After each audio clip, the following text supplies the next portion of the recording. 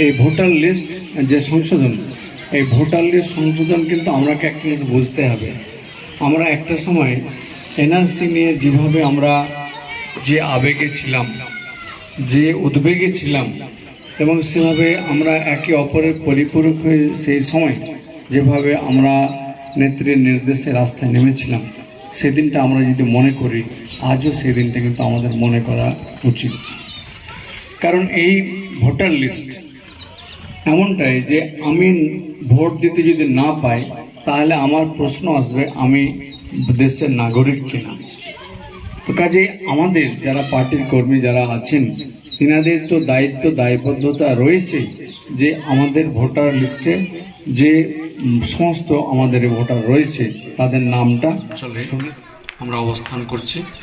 আমাদের সকলের লক্ষ্য উদ্দেশ্য হচ্ছে আমাদের সকলের জননেত্রী গত 27শে ফেব্রুয়ারি এবং গত 15ই মার্চ আমাদের প্রিয় নেতা অভিষেক ব্যানার্জির যে নির্দেশ, সেটাকে আমরা ফলো আপ করার লক্ষ্যে এই আজকে বর্ধিত সভা, আমাদের মন্ত্রী সাহেবের উদ্যোগে এবং ব্লক সভাপতি অঞ্চল সভাপতির সহযোগিতায় আজকে এই আমাদের সমাবেশ।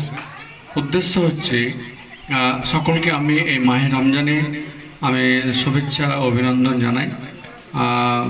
আজকে উপস্থিত আমাদের এখানকার অঞ্চল সভাপতি থেকে ব্লক সভাপতি, আমাদের সত্যি রঘুনাথগঞ্জ টু ব্লক সভাপতি ভাই ইউসুফও রয়েছেন, সেই সঙ্গে প্রধান পঞ্চায়েত সমিতির 3 জন আমাদের সদস্য রয়েছেন। আমাদের অঞ্চলের বিভিন্ন স্তরের আমাদের জনপ্রতিনিধি থেকে নেতৃত্ব থেকে সকলেই আছেন। সকলকে আমি আরও একবার শুভেচ্ছা জানাচ্ছি। যে বিষয়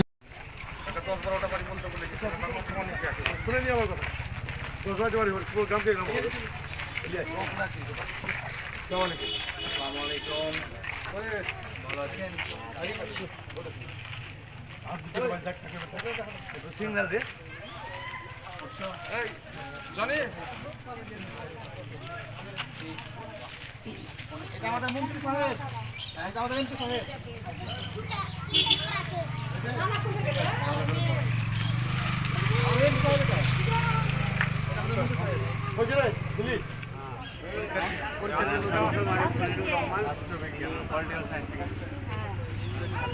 আচ্ছা, তুমি এটা এমপি সাহেব আমাদের, আর আমি তোমাদের এমএলএ, আমাদের জেলার একমাত্র মন্ত্রী।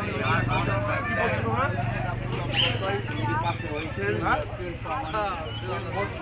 আচ্ছা, এই পেশের লোক যা জিজ্ঞেস করো, আমি এই প্রশ্ন করছি একজন স্কুল ছাত্রীর সঙ্গে, ওটাই আমাদের প্রেস। আমি প্রশ্নের আপনার সঙ্গে কথা বলবো, যদি আপনার এখান থেকে হয়ে গেল না হলে তখন আমি বাকি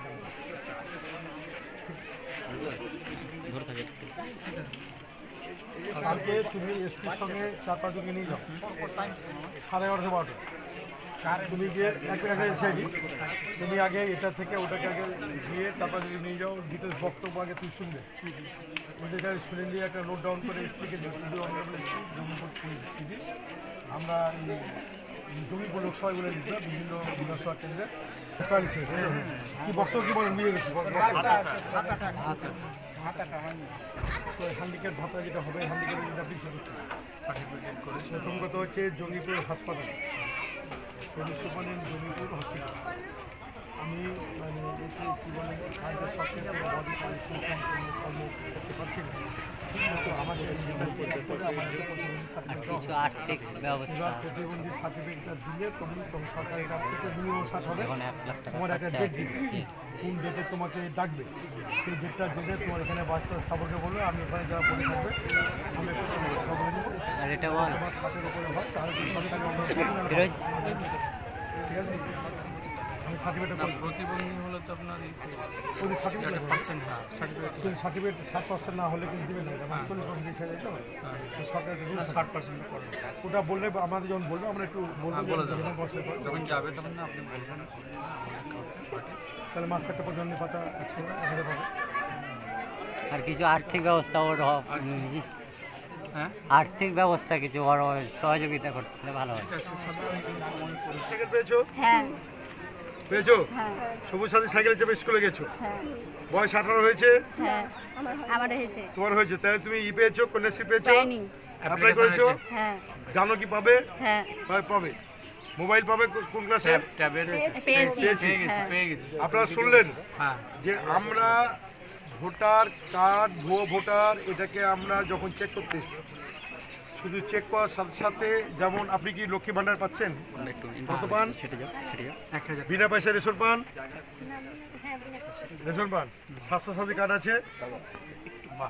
আমরা আমাদের নেত্রীর নির্দেশ মতো আজকে সুতি 1 নম্বর ব্লকের নূরপুর গ্রাম পঞ্চায়েতে বাড়ি বাড়িতে আমাদের জেলার তৃণমূল কংগ্রেসের সভাপতি, আমাদের প্রিয় সংসদ খলিলুর সাহেবের নেতৃত্বে আমরা বাড়ি বাড়ি ভুয়ো ভোটার পরীক্ষা করছি।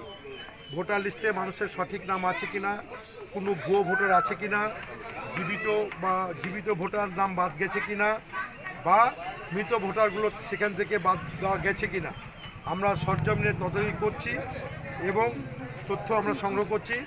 তার সাথে সাথে মমতা ব্যানার্জি 2011 সালে বাংলার দায়িত্ব নেওয়ার পরে মানুষের জন্ম থেকে মৃত্যু পর্যন্ত যে জনমুখী পরিকল্পনাগুলো গ্রহণ করেছেন মানুষের পরিষেবা দেওয়ার লক্ষ্যে, সেই পরিষেবাগুলো মানুষ পাচ্ছে কিনা আমরা সরজমিনে তদারকি করছি। আপনারা যেমন দেখলেন